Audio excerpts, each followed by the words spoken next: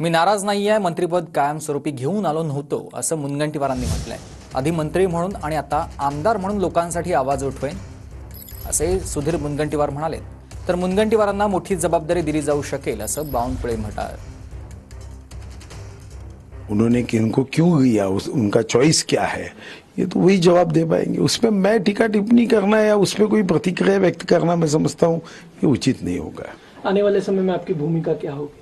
मैं विधायक हूँ, पहले मंत्री बनकर कैबिनेट में लोगों का आवाज उठाता था, अब विधायक बनकर संसदीय आयुध का उपयोग करके विधानसभा में लोगों का आवाज बुलंद करूंगा। आप कोई नाराज नहीं है?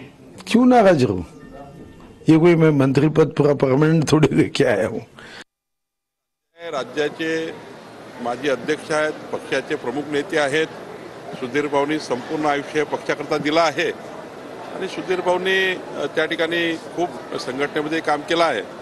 पण सध्या त्या ठिकाणी अजून काही मोठी जबाबदारी किंवा त्यांच्यावर काही जबाबदारी येत असेल, शेवटी केंद्रीय नेतृत्वाने जो काही पक्ष म्हणून निर्णय केला असेल तो उत्तम कार्यकर्ताच केला असतो।